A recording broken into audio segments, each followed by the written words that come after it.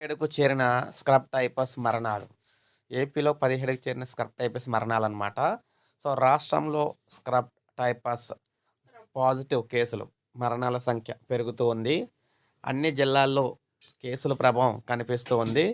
ఈ ఏడాది జనవరి 1 నుండి డిసెంబర్ 19 వరకు కూడా మనం రాష్ట్ర వ్యాప్తంగా 9,665 మందికి పరీక్షలు చేస్తే 1,884 మందికి పాజిటివ్‌గా తేలింది.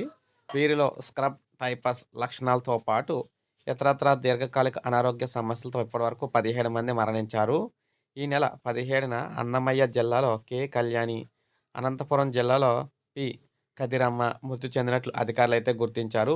ఇప్పటికి మొత్తంగా అన్ని జిల్లాల్లో 17 మంది అయితే చనిపోవడం అయితే జరిగింది.